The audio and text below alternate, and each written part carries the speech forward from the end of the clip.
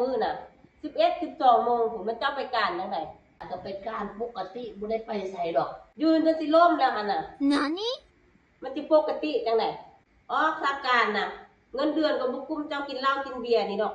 อันกินเหล้ากินเบียร์นี่บ่ได้เพื่อไผได้เพื่อลูกเพื่อเมียโดยเฉพาะได้นี่นะโอ้ยคันบ่ฮักลูกฮักเมียงึดกันสิกินน่ะแล้วเกี่ยวอีหยังนำเจ้ากินเหล้ากินเบียร์พุ่นหยังมันสิบ่เกี่ยวข้อยสิเล่าให้ฟังแม่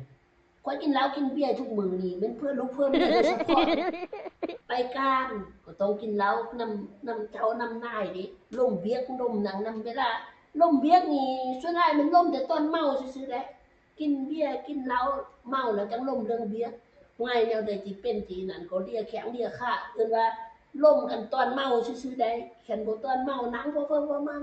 แค่นแล้วเข้าปากแล้วล่มง่ายเรื่องเบียกเรื่องงานก็สบายบัดนี้เมื่อค่อยสบาย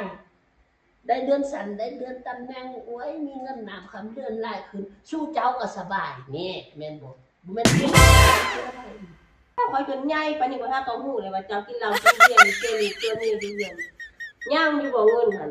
แต่บ่ย่างมันสิไปซื้อไว้กินตื้อกินให้มันตายไปแล้วมันแล้วเลยแล้วมันเจ้าฮอบไว้หยังมาหั่นเมาแล้วยังฮอบบ่เทไว้อยู่ไอ้แฟนลูกพระบางแซ่บสุดสะอาดคักสุดนี่น่ะ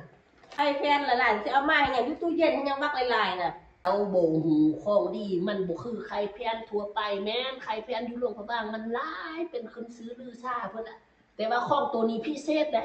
พิเศษแนวใดตัวนี้หั่นน่ะเป็นไข่แพนที่ได้มาตรฐานผลิตแบบสายเครื่องจักรนำสายเครื่องจักรที่ทันสมัยเฮ็ดให้สะอาดมีรสชาติที่แซ่บสวยและที่สำคัญได้ไข่แพนตัวนี้น่ะเป็น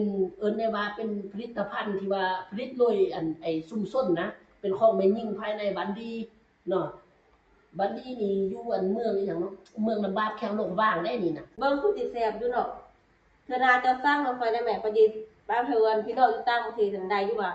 ตัวนี้หั่นน่ะส่งไปต่างประเทศก็ได้ส่งไปต่างแข้งก็ได้ส่งไปไสก็ได้คักสุดตัวนี้น่ะนี่อันนี้เขาก็เอามาตวนเนี่ยข้อยก็เลยเอามาตวนเจ้าดิอันนี้ก็เมาอันนั้นก็ยังมีผลประโยชน์ได้นี่เอ้า